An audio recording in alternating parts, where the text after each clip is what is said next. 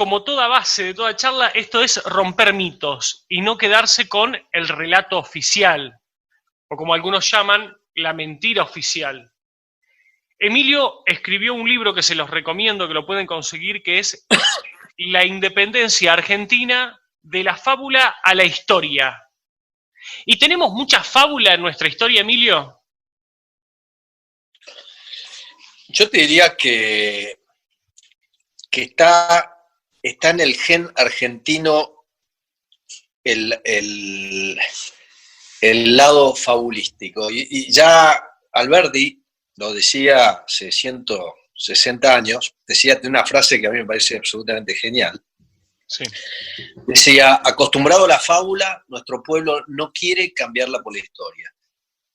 Y es muy importante esta frase de Alberdi porque está diciendo que hay un acto volitivo, es decir, hay una decisión de preferir la fábula a preferir los hechos, de apegarse a la interpretación fantasiosa de la realidad en vez de confrontarla con objetividad y el realismo. Y lo notable es que Alberdi ya percibía esto allá por 1857, 58, sí, cuando escribe un libro que para mí es de los mejores y quizás pero menos conocidos libros de Alberdi, que se llama Grandes y Pequeños Hombres del Plata, que es una crítica a Mitre como historiador. Y lo que dice en ese libro Alberdi es que Mitre está escribiendo una historia fantasiosa para los argentinos que adula la vanidad nacional, y esa frase genial de Alberdi es totalmente relevante hoy en día, la vanidad nacional, es decir, la historia busca satisfacernos emocionalmente, busca darnos una satisfacción psicológica, emocional, y por eso estamos apegados a ella. Y ese apego al mito, a la fábula, es algo muy típico de pueblos primitivos. Los pueblos primitivos,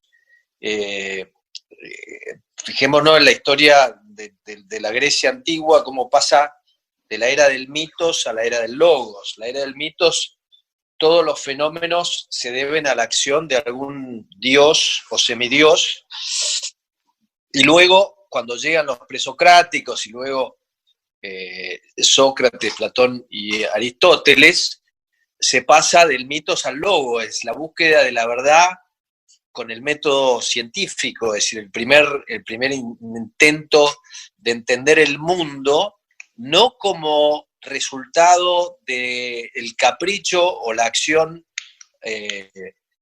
arbitraria de algún ser superior, sino entenderlo como una perspectiva de la ciencia, de la acción de... Claro. Primero la acción de la naturaleza y después la acción de los propios seres humanos, ¿no es cierto? Entonces, Alberdi habla de eso, y también el pensamiento de Alberdi en este sentido se engancha con también, yo diría, uno de los primeros historiadores que tuvo la Argentina, que fue Pedro de Angelis, que era de origen italiano, había venido de Sicilia, si no me equivoco, traído por Rivadavia, y luego se convierte en panfletista de Rosas. Y De Angelis dice al principio, no, en las épocas que estamos, la historia de los países no debe ser una fantasía, no necesitamos la épica de las leyendas griegas ni nada por el estilo, necesitamos simplemente una historia objetiva. Pero Mitre, que vino y escribió la historia argentina y que sigue siendo conceptualmente la historia que incluso los que critican a Mitre siguen proponiendo, sí, planteó la historia fabulista. Y bueno, nos quedamos con esa historia. Podríamos... Perdón, Emilio, ¿podríamos hablar que hay un San Martín real y después está el San Martín de Mitre? Sí, el San Martín de Mitre, que en realidad no es solo de Mitre, sino que ya venía en gestación, Sí. porque Gutiérrez ya había escrito una biografía, digamos, muy laudatoria de San Martín, tiene que ver con la búsqueda de un personaje que fuera unificador, que un personaje que hiciera sentir a los argentinos orgullosos de su nacionalidad, un personaje que además no tuviera descendientes y no tuviera nadie que pudiera aprovecharse de su nombre como para poder usarlo como herramienta política. Claro.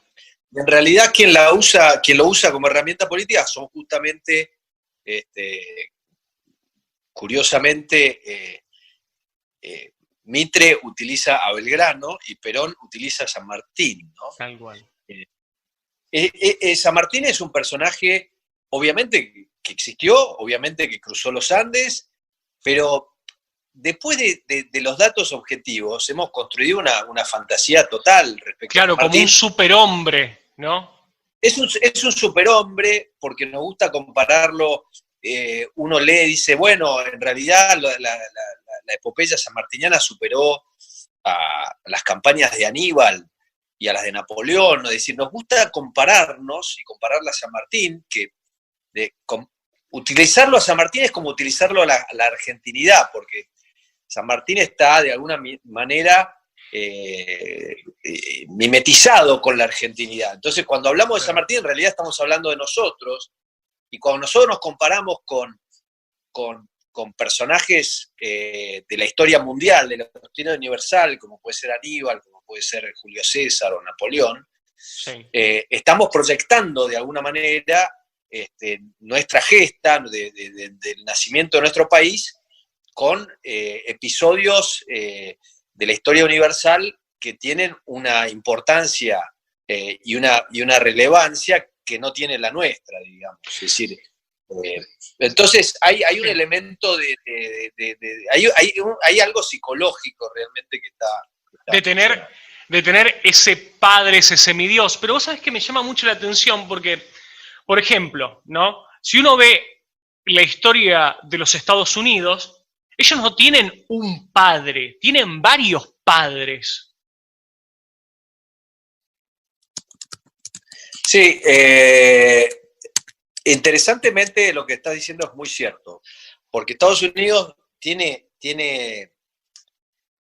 7 padres fundadores, claro, y el único de esos padres fundadores que ocupa ese sitial por una gesta militar es George Washington. Todos los demás son civiles y ocupan ese lugar por haber contribuido a crear la república, no a ganar una batalla, ¿no? sí. Y eso es muy importante. Y Alberdi destaca eso, porque dice, América se va a liberar cuando se libere de sus libertadores. La historia nuestra es una historia de militares. Y nuestra vanidad nacional se alimenta de triunfos militares. Y lamentablemente, esa pasión y esa afición por esa historia militarista nos dejó un legado muy, muy pernicioso. Primero porque nos dejó un legado de militarismo que obviamente no fue bueno, especialmente en el siglo XX.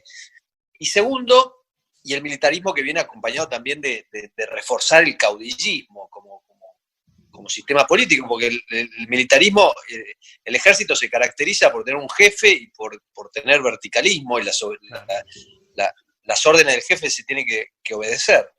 Entonces, es muy pernicioso. Alberdi percibió todo esto, como digo, hace 150, 160 años, y es parte del pensamiento alberdiano que no se rescató, porque, bueno, en gran medida Alberdi se convirtió en el némesis de Mitre, y Mitre se encargó de sacarlo de la historia, ¿no? Bueno, eso te iba a preguntar. Vos sabés que, como yo siempre digo, sobre todo porque del otro lado hay muchos jóvenes, hay muchos chicos, y que lamentablemente muchos de los que están del otro lado pelean en una escuela, por lo general pública, contra la historia oficial o contra docentes que no están, no todos, pero sí una gran mayoría, no están capacitados para hablar de la historia o no tratan de buscar más allá de los libros que le manda el Consejo de Educación.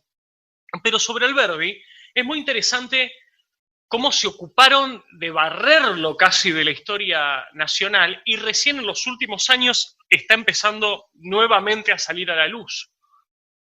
Mira, sí, eso es muy curioso, porque te voy a dar dos datos que son muy interesantes. Sí. Hay dos intelectuales de izquierda en los últimos 110 años que rescataron fuertemente a Alberdi.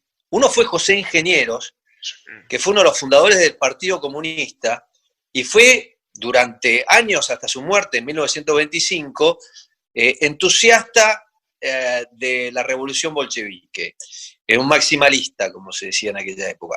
Sin embargo, Ingenieros, que escribió El hombre mediocre, claro, y varios libros, Evolución de las ideas argentinas, que es un excelente libro, era un fanático de Alberdi.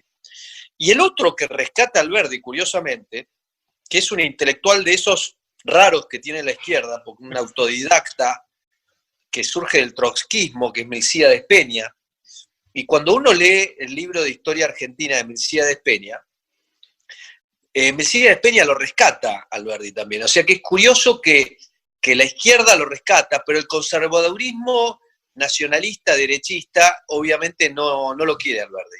Nunca lo quiso Alberdi. Y prefirió, digamos, la versión nacionalista de la historia que propuso Mitre.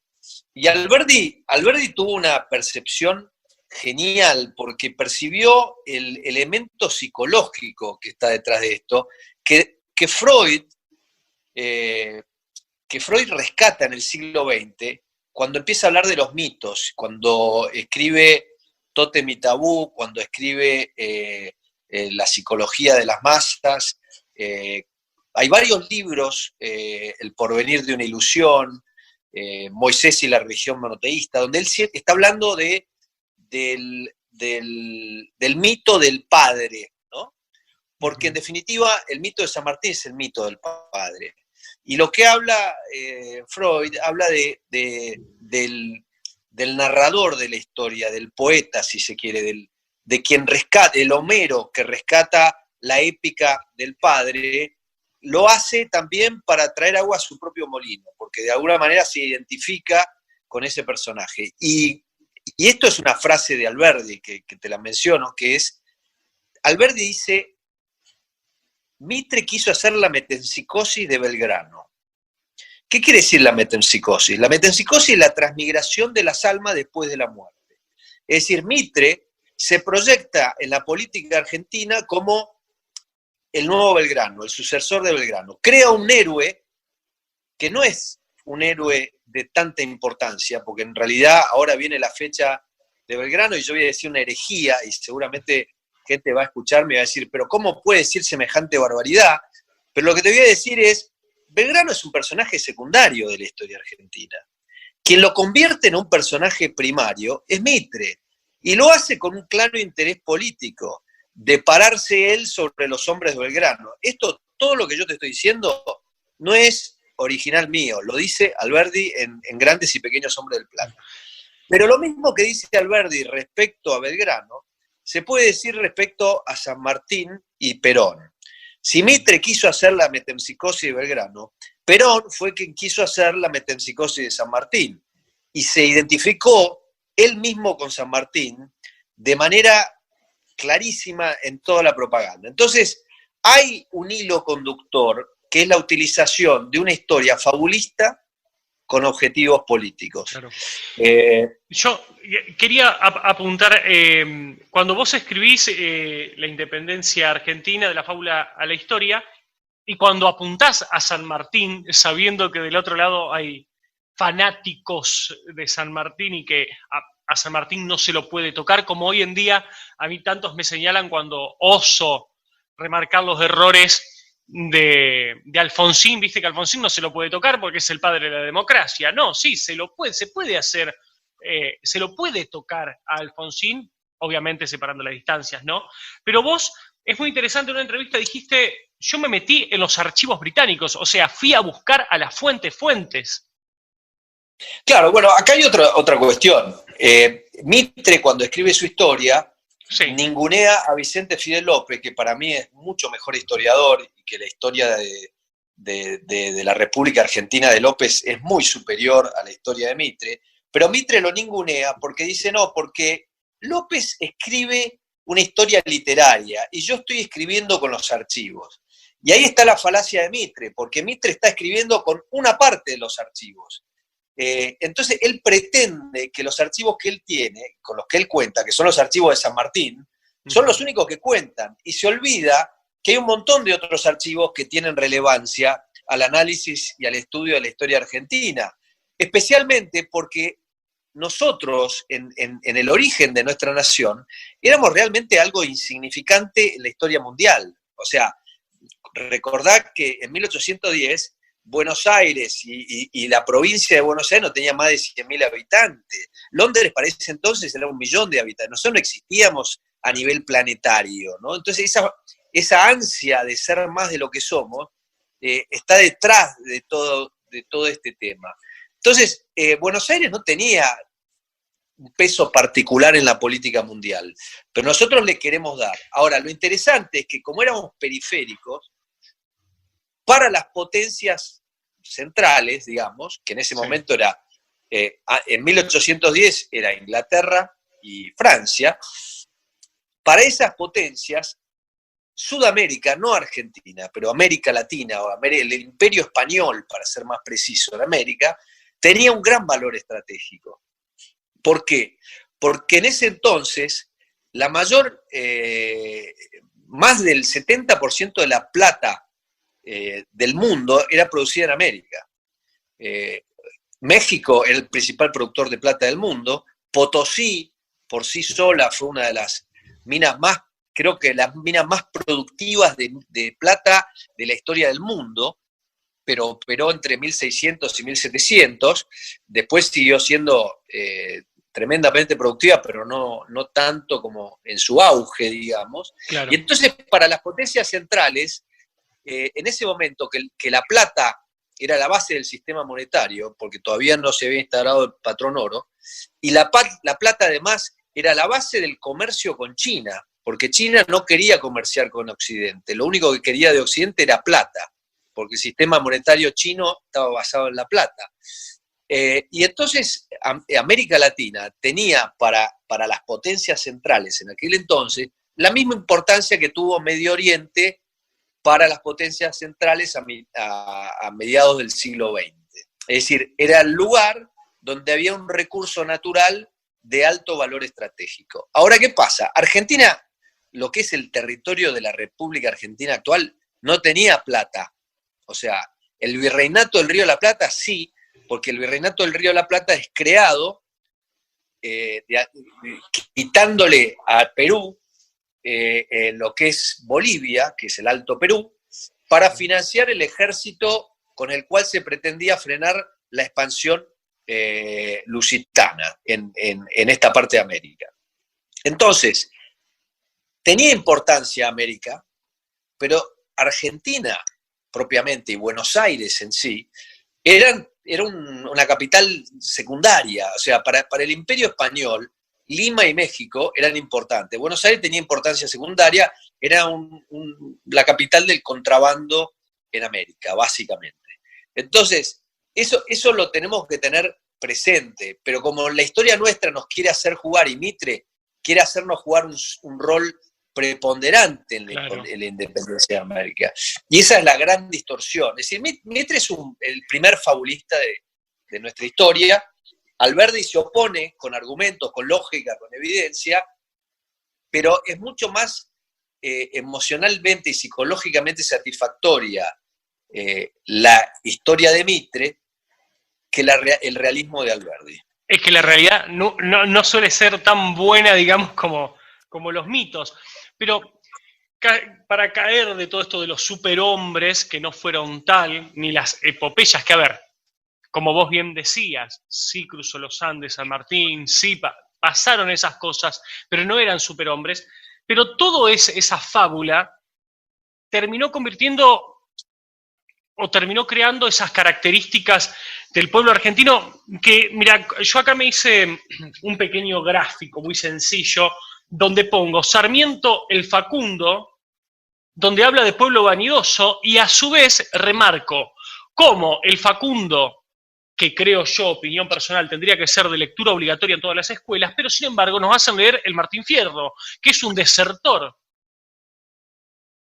Sí, bueno, Borges dijo alguna vez que la historia argentina hubiera sido distinta si en vez de haber elegido como libro canónico de la literatura argentina a Martín Fierro, hubiéramos elegido al Facundo. A pesar de que el Martín Fierro era una obra literaria a la cual Borges admiraba profundamente, es decir, por su valor literario, pero reconocía que en su origen había sido un panfleto político.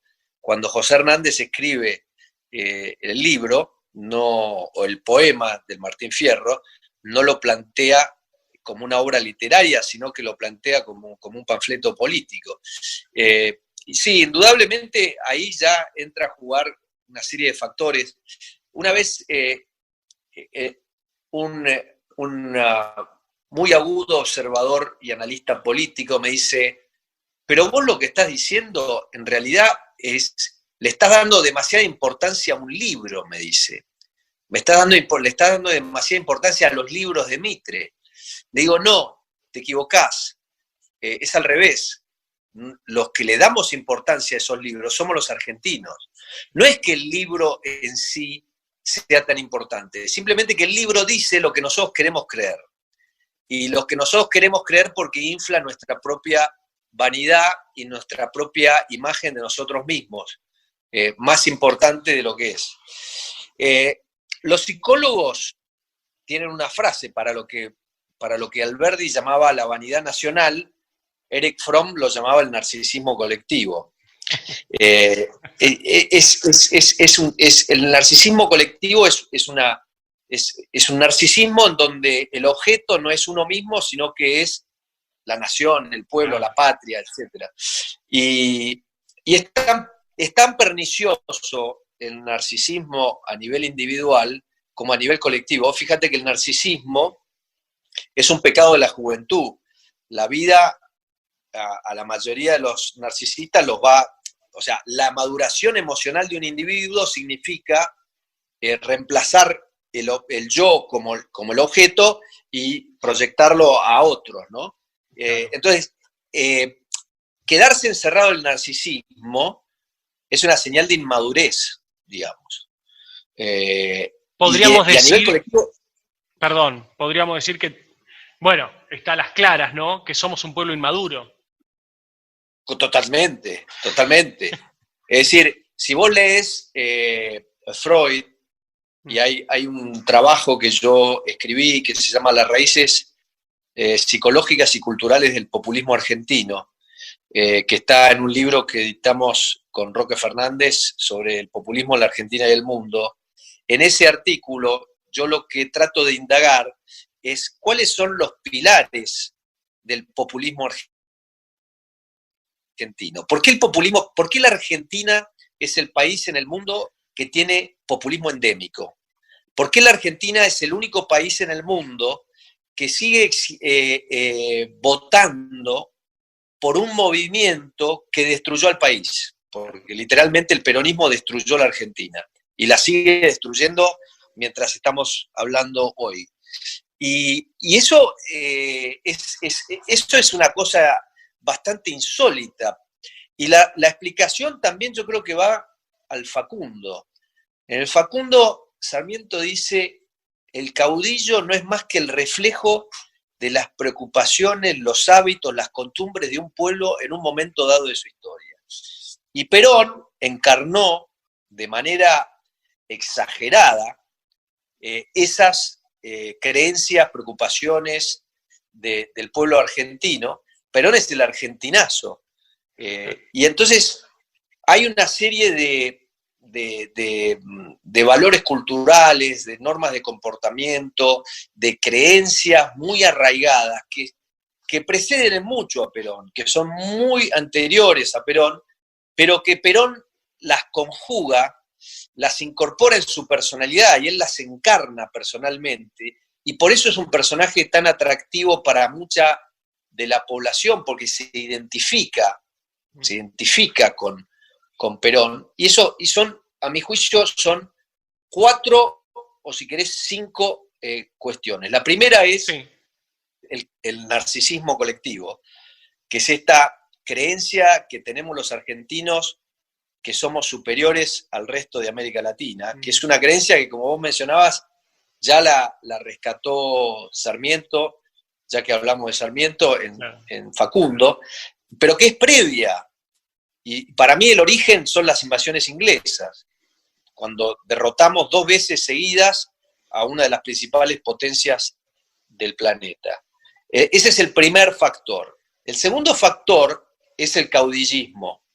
El caudillismo, que es algo que heredamos de España, de la mentalidad caudillista del virrey, y también heredamos de las tribus indígenas que habitaban este territorio, del cacicazgo. El tercero es la anomia como falta de respeto a las leyes, pero obediencia y lealtad al caudillo. Es decir, la anomia y el caudillismo están muy relacionadas, porque el argentino, que el arquetipo, que es el gaucho, está dispuesto a obedecer a un hombre fuerte, pero no a la ley. Es decir, obedecer la ley, que es algo abstracto, es casi una mariconada. Claro. Obedecer al hombre fuerte, no. O sea, podríamos... Eso es señal de pueblo primitivo, es señal de la psicología de la horda primitiva, como decía Freud. Y el cuarto punto, el cuarto elemento cultural o el basamento cultural del populismo argentino es lo que yo llamo la indolencia pretenciosa. Entonces tenés 4 cosas. Narcisismo colectivo, al cual le tenés que agregar algo que es la xenofobia, porque el narcisismo colectivo y la xenofobia van de la mano. Es decir, nosotros nos creemos mejores y además no nos gustan los extranjeros. ¿Okay? Después, el caudillismo, la anomia y la indolencia pretenciosa. ¿Qué es la indolencia pretenciosa? Indolencia es una característica universal del ser humano. Nadie quiere trabajar, idealmente nos gustaría trabajar lo menos posible. Lo que tiene el argentino en particular es que es una indolencia con pretensiones. Es decir, queremos vivir como ricos, pero sin trabajar. Que no es la indolencia normal. El indolente normal no trabaja y vive como un indolente, es decir, no tiene ninguna comodidad y se banca su indolencia, digamos. El argentino no se banca su indolencia, es pretencioso, quiere no trabajar, pero tener un alto nivel de vida que solo es asequible si uno trabaja y se esfuerza. La famosa frase, comen pan y eruptan pollo. Sí. Entonces el peronismo viene a encarnar todo esto, primero porque, bueno, Perón es el caudillo, que viene a prometer la grandeza argentina, que va al tema del narcisismo colectivo, a proteger a la Argentina de las confabulaciones de los extranjeros que quieren privarnos de nuestras riquezas, y que ignora por completo la ley y establece el verticalismo como la ley del país, digamos, porque al único que hay que obedecer es a Perón, y si la ley escrita no está de acuerdo con la voluntad de Perón, bueno, chau ley escrita. Lo que importa acá es la voluntad de Perón, porque Perón es el único que interpreta la voluntad del pueblo. Y además Perón va a hacer otra cosa, le va a dar a todo el pueblo lo que el pueblo quiere. Es decir, va a ser el habilitador, si se quiere, de la indolencia pretenciosa. Esa es la raíz esencial del populismo argentino. Y por eso los argentinos están enamorados del populismo, porque es una manera fantasiosa de interpretar el mundo y de vivir la vida creyendo que alguien nos va a venir a regalar cosas que no nos merecemos, digamos. Es un tema muy complejo y, sí, digamos, en una charla es imposible entrar en no, mucho claro, detalle. Pero hay un punto que usted tocó, Emilio. Primero, cuando en la década del 50 Perón hace se compara con San Martín, pero luego, y se lo ve actualmente sobre todo en las pintadas de las juventudes peronistas, la militancia kirchnerista, de poner a Perón con Rosas, que es algo que no viene de ahora. Sí, eso en realidad es curioso, porque Perón, que había sido formado en el colegio militar, tiene una concepción de la historia totalmente mitrista. Y en quien plantea la analogía entre Perón y Rosas, en realidad es la Revolución Libertadora. El tema de la segunda tiranía lo instala la Revolución Libertadora. Porque Perón, cuando llega al poder, él personalmente no se identifica con Rosas. Porque Rosas en realidad es el clásico oligarca terrateniente que supuestamente él viene a combatir. Rosas estaba emparentado con los Anchorena, era primo de los Anchorena, era administrador de los Anchorena, y los Anchorena en el 40, cuando Perón llega al poder, era como el apellido emblemático de la oligarquía terrateniente argentina. Entonces, Perón en el origen no lo busca Rosas, sino se identifica con Rosas, se identifica con un militar exitoso con proyección continental, que es como Perón se ve a sí mismo. Él se ve como un militar, un líder con proyección continental. Entonces, la identificación que hace Perón es con Rosas, con San Martín, perdón. Claro. Luego de la Revolución Libertadora, sale esta analogía con Rosas, y el nacionalismo inventa este concepto de la línea histórica, que si vos ves lo que escribió Hitler sobre historia en Mi lucha, etcétera, es exactamente igual, que es la línea histórica, es decir, como que hay ciertos personajes clave de la historia, que son en este caso San Martín, Rosas, Perón. Supuestamente los dos primeros buscan la soberanía política y Perón la soberanía económica. Supuestamente esa es la versión fantasiosa de la historia. Y luego, cada peronista que logra votos quiere agregar su nombre a la lista. O sea, Kirchner quiso agregarse a la lista. La tentación mesiánica en la Argentina es muy fuerte, ¿viste? Recordemos, vos hablabas de Alfonsín al principio, que no se lo puede criticar. Pero la gente no habla del tercer movimiento histórico. Alfonsín quiso en su momento robar parte del peronismo para crear un nuevo, lo que él llamaba el tercer movimiento histórico. Irigoyen, Perón, Alfonsín. Es decir, esta manía de nuestros políticos de querer crear una épica, de trascender su momento histórico y de permanecer en la vida de la Argentina es ridículo, porque vos fijate que no hay país en el mundo, quizás, de cierto nivel de desarrollo, en el cual los eventos y el personaje central de hace 70 años sigan teniendo tanto peso como en la Argentina. Es decir, vos comparás Perón con sus contemporáneos, Churchill, De Gaulle, Gandhi, Getúlio Vargas, Roosevelt, con el que quieras. Ninguno de ellos, en su respectivo país, tiene el peso que tiene Perón en nuestra vida de cada día. Es decir, nosotros en la Argentina seguimos reviviendo el Día de la Marmota, seguimos viviendo el 46 al 55. Es decir, ¿cómo puede ser que estemos en el año 2020 y Perón siga siendo relevante en la Argentina? Es decir, es absurdo. Con contratos de trabajo que quedaron viejos, reivindicando cosas que ya no entran en este siglo. No, es un absurdo. Ahora, eso está relacionado con el pensamiento fabulístico, el pensamiento fantasioso. El hecho de que el realismo mágico en la Argentina, en vez de ser un género literario, es la conmoción predominante de la sociedad. ¿Me entendés? Porque el realismo mágico nos da satisfacciones psicológicas que la realidad nos niega. Es tremendo lo que nos pasa. Tal cual. Yo, escuchándolo, me recordaba a una entrevista que le habíamos hecho al gran maestro Juan José Sebrelli, donde Sebrelli, en un momento hablando sobre Perón, me dice, pero momento, que Perón no fue el primer populista de la República Argentina. El primer populista fue Irigoyen. Y eso, muchos lo ocultan.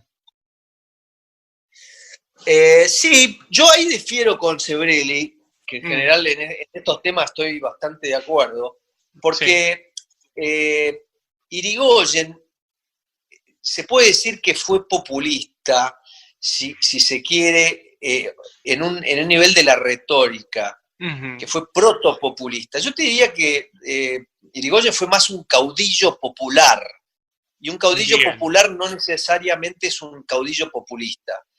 A veces se confunde lo popular con el populismo. En una democracia, cualquier líder que gana una elección es popular por definición, porque necesita la mayoría de los votos. Pero ser popular no implica ser populista. Ser populista implica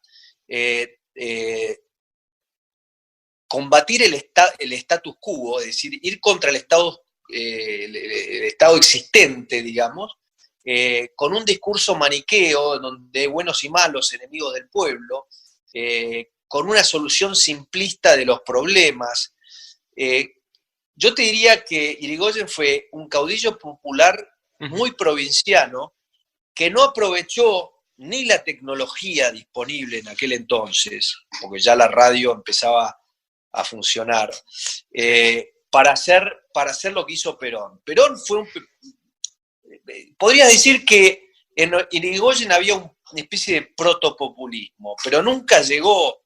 No se pudo materializar, digamos. No se pudo, no supo, ni quiso, ni le interesó. A Irigoyen ni le interesaba. Bien. Irigoyen no tenía ese narcisismo de Perón. Perón era un gran narcisista y era muy hábil y había estudiado las técnicas de manipulación de las masas, había estudiado a Gustave Le Bon, había leído al Mein Kampf de Hitler, lo había escuchado decir discursos a Mussolini, digamos, había visto cómo funcionaba todo el tema de la agitación de las masas, y lo tenía perfectamente estudiado. Irigoyen no, Irigoyen era un hombre, y si vos te fijás las políticas de Irigoyen, la mayor represión del movimiento obrero en la historia argentina probablemente fue durante la presidencia de Irigoyen. No solo los talleres Bacena, sino Santa Fe, Patagonia, digamos, o sea, hubo varias instancias donde el poder del Estado reprimió con violencia manifestaciones obreras. O sea que no sé si estoy de acuerdo con Sebrelli en esa opinión. Bien.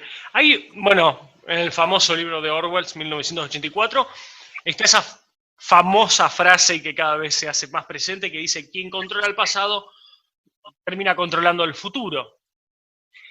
Y el kirchnerismo supo aprovechar eso y la llevó a cabo.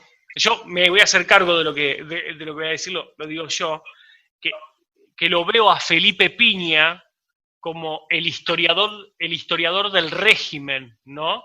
Deformando la historia, poniendo en contexto actual a tipos de hace 100, 150, 200 años, lo cual es una locura, pero a pesar de eso, los libros de Felipe Piña son material obligatorio en las escuelas públicas. Mira, lo de Felipe Piña realmente es increíble. Primero porque quien lo sacó al estrellato fue Clarín. Claro. O sea que Clarín tiene una gran responsabilidad. Segundo, te diría lo siguiente. ¿Por qué? Yo lo puedo criticar a Felipe Piña, le diría, sí, pero Felipe Piña vende 100.000 libros más que vos. Sí, es verdad. Bueno. Y eso me dice algo, que la gente prefiere leer basura que leer historia en serio. Felipe Piña es un fabulista ideologizado que vende basura, porque eso es lo que hace. Realmente es una vergüenza lo de Felipe Piña, y es una vergüenza que sus libros sean de lectura obligatoria, porque es uno de los distorsionadores, tergiversadores de la historia argentina, es de lo peor que hay. Yo te diría que le ha hecho un daño enorme a la comprensión del pasado, porque hay un tema central que te quiero recalcar, sí. Que cuando vos no entendés el pasado, es imposible que entiendas el presente. Y si vos no entendés el presente, y esto es parafraseando a Orwell, ¿no? Si vos no entendés el pasado, no entendés el presente. Y si no entendés el presente, tu futuro es cualquier cosa. Claro. Y esto que te estoy diciendo, lo dijo Alberdi. Alberdi fue el primero en recalcar.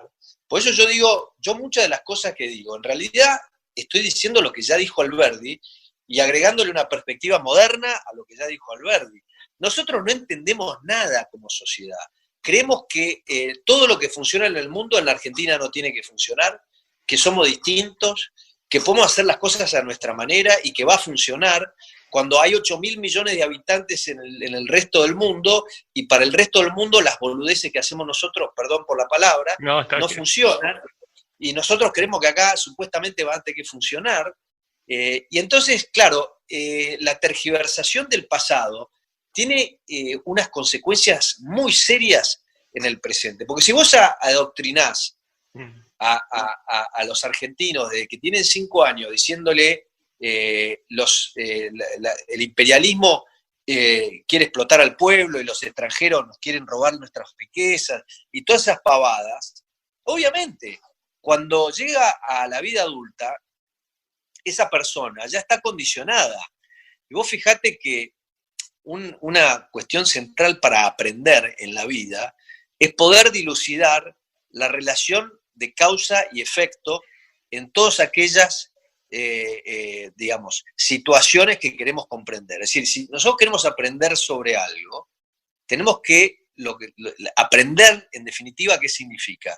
Es poder entender cuál es la relación entre causa y efecto. Si a mí desde que tengo 5 años me dicen C ocurre a causa de B, pero en realidad C ocurre a causa de A, yo cuando miro la realidad nunca termino de entenderla, porque yo tengo en mi cabeza que C está provocada por B, ¿me entendés? Y no por A. Entonces, cuando tengo las relaciones de causalidad totalmente mezcladas en mi cabeza, no puedo aprender, porque el aprendizaje, por definición, implica, pasó esto, y porque pasó esto otro. Ahora, si yo no puedo ver la relación causal que existe entre los eventos que afectan mi vida, nunca voy a aprender. Y en Argentina, a nivel colectivo, somos incapaces de aprender, porque basta mirar qué ha pasado en los últimos 70 años para ver que revivimos la misma historia cada 5 o 10 años. Estamos haciendo exactamente lo mismo. Y vos decís, pero es el día de la marmota potenciado. ¿Cómo puede ser que no? Santiago Kobladov dice, en la Argentina la experiencia no se transforma en enseñanza. ¿Pero por qué no se transforma en enseñanza? Porque la experiencia está filtrada por una ideología en definitiva, ¿qué es? Es un modelo de interpretación de la realidad que propone relaciones causales, digamos. ¿Por qué a la Argentina le va mal? Porque nos están explotando los yanquis. Ok, y la oligarquía y los grupos concentrados. Por eso nos va mal. No nos va mal porque elegimos gobiernos que hacen las cosas mal, que son corruptos, que hacen políticas equivocadas. Entonces, el proceso de aprendizaje queda trunco y no se puede completar. Y te digo más, el hecho de promover el realismo mágico como historia es totalmente funcional al populismo. Porque cuando vos planteaste esta manera fabulista de interpretar la realidad del pasado, el paso a interpretar de manera fabulista la realidad del presente es obvio y es inmediato, te diría. Entonces, claro, para gran parte de la población, la explicación de por qué nos va tan mal tiene un componente totalmente de irrealismo que en definitiva es producto de años de adoctrinamiento, ¿me entendés? Claro. Y lo peor de todo es que la generación más joven, que tiene que leer esos libros de Felipe Piña y de Pacho O'Donnell, que son, te diría, los dos personajes más nefastos que figuran en los medios hablando de historia, nefastos, son ambos nefastos, son lo peor. Perdón, Emilio, yo he escuchado a Felipe Piña hablar sobre la sexualidad de Manuel Belgrano, de llamarlo metrosexual. O sea... Bueno, eso es el método de Felipe Piña. El método de Felipe Piña es siempre reinterpretar el pasado con los lentes del presente. Y al decir que Belgrano es metrosexual es una tontería. Y el hecho de que alguien que dice semejante tontería sea lectura obligatoria en los colegios te dice mucho respecto a qué tipo de gobierno tenemos en la Argentina, porque exigir que alguien que escriba semejante tontería sea el autor de los manuales con los cuales se explica a los jóvenes el pasado argentino, ya te da la pauta de la magnitud del problema que tenemos. Entonces, en definitiva, yo te diría, vos al principio decías que yo soy economista de profesión y economista por vocación, historiador por vocación. Sí. A mí lo que me pasó es que estudiar la decadencia argentina, que es un fenómeno con una clara dimensión económica, en un momento dado me di cuenta que la economía no me alcanzaba para entender el problema, que era necesario entender otra cosa, que era la historia, y te diría que más, hay que entender la historia, hay que entender la psicología, hay elementos de psicología.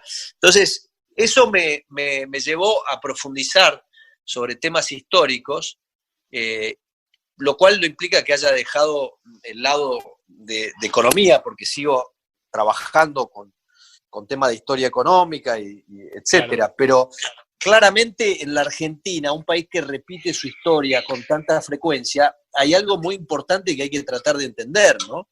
Y eso es lo que a mí me llevó a la historia, y por eso creo que la historia, hoy por hoy, en la Argentina, te diría que es una de las cosas más importantes que tenemos que recuperar la verdadera historia, porque la manera de que sucesivos gobiernos populistas consiguen engañar a una parte importante de la población es porque esa población ya ha sido adoctrinada con el fabulismo. Entonces, el fabulismo del pasado y el fabulismo del presente son conceptualmente lo mismo.